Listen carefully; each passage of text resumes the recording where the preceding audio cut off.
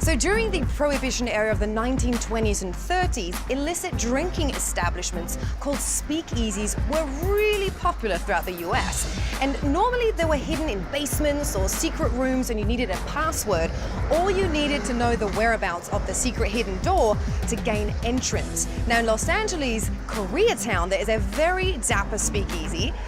It's actually not that hard to find, it's just not that easy to get in. So let's check out Lock and Key.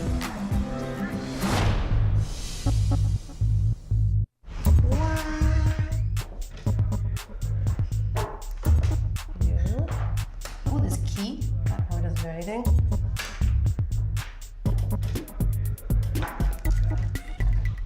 Okay. Well, clearly this might take a little bit longer than I suspected. Nope. Why don't you guys go inside in the meantime and I will figure this out, how to get inside, and hopefully I'll be in a minute. Probably not, clearly.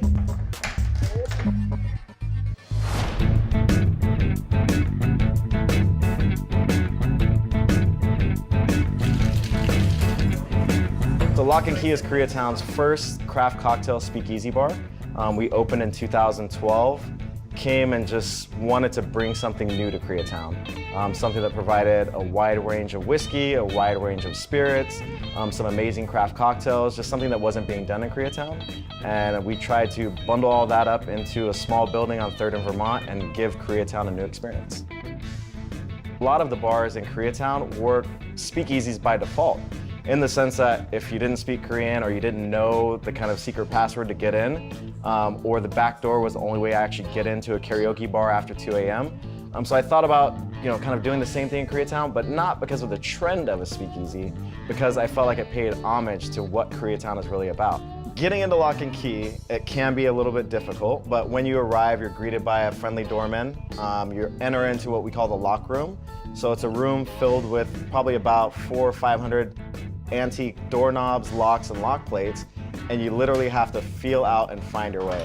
If you're taking too long, the doorman will be very gracious and give you the hot or cold routine. You're getting a little bit warmer, you're very cold, to get you right in the door. But once you step inside, what we try to do is give you an experience that's transporting you away from where you just came from, which is a busy hustle bustle street corner into a kind of classic era themed cocktail bar.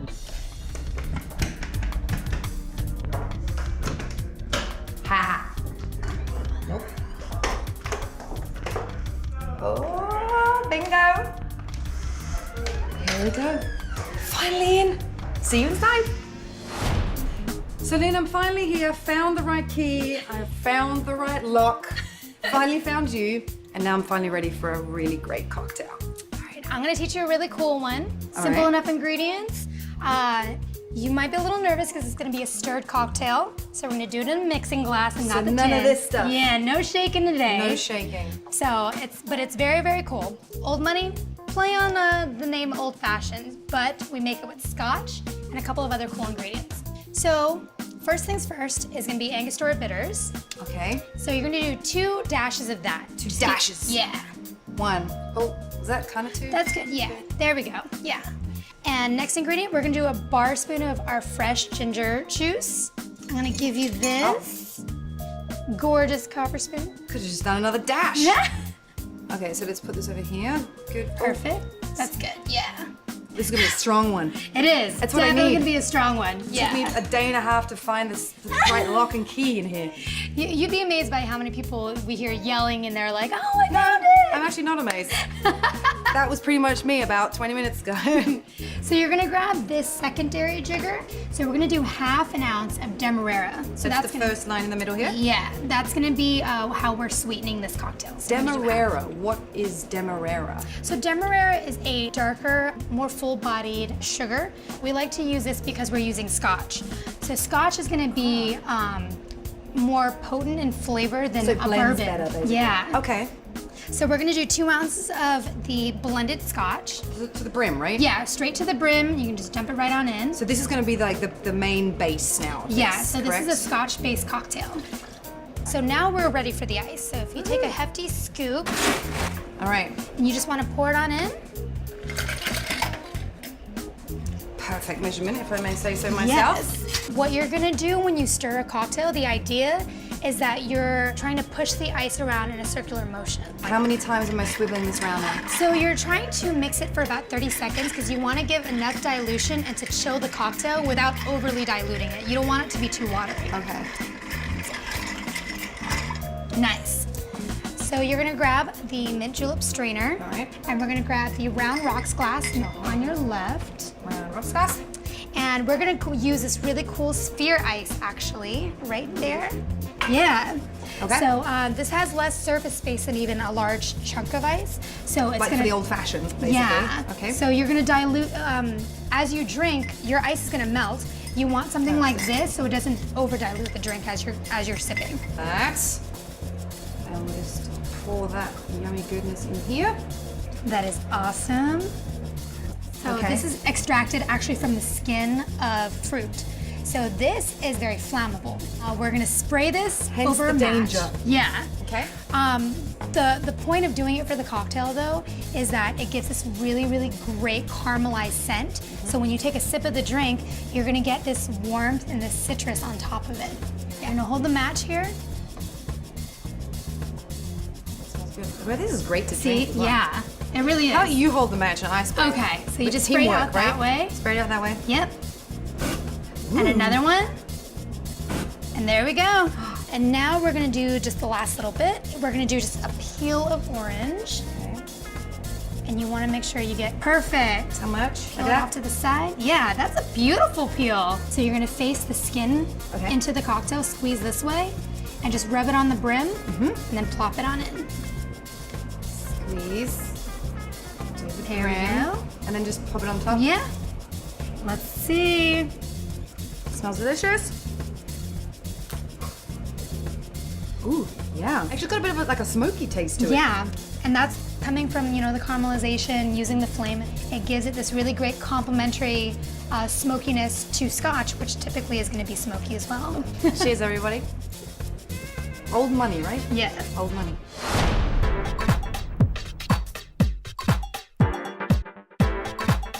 So we're not just a cocktail bar, we are also what I say is a little bit of an elevated gastropub. We have everything from a chicken banh mi sandwich, which is inspired through our venue in Vietnam. We have an amazing fried chicken sandwich that is to die for. It's tempura battered. We have a crazy smorgasbord with locally sourced cheese and meat. And then we also have the decadent and most amazing, and probably our most famous, deep fried PB&J. We make a homemade peanut butter. We also make a homemade jam. Put those two together, drop it in the fryer, and I think it's a little bit of heaven. When we started Lock and Key, we had this great kitchen window that was right onto Vermont, led out onto a bus stop that has about 3,000 passengers on and off per day. So I wanted to do a food component that served not only inside Lock and Key, but provide great food for the people that were just standing outside. So for Lock and Key entertainment, you can come here on a Tuesday night, you can see a 3-piece jazz band. You can come here on a Tuesday night and see a 3-piece jazz band who does hip hop covers. You can come here on a Thursday, Friday, Saturday, you're gonna get a very DJ-driven performance. You know, a lot of business owners will say you can't be everything to everyone, but in the creative space, we do try to be that. So at Lock and Key, we do a wide variety of cocktails. Something that's been popping up a lot lately in the craft cocktail world are tiki drinks. So we wanted to do something to add to that movement and give a little bit of a variety. So if you come here and you're looking for something a little more tropical, this is the drink for you. Fun. Yeah. These tiki mugs are actually custom to house as well, where when you buy the cocktail, you can actually take the tiki mug home with you. They are made in Vietnam, which is where our sister bar is located, which is called Skylight in Nha Trang. To start this cocktail, we're gonna need a healthy pinch of mint. We're gonna tear it in half and smack it hard. Drop it into there. I'm gonna take a piece of fresh pineapple, about a 1x1 cube square. We're gonna add 2 healthy dashes of falernum bitters, 2 healthy dashes of Angostura bitters. The next step is we're going to take about a bar spoon of fresh squeezed ginger juice with a 1/2 ounce of Demerara brown cane sugar.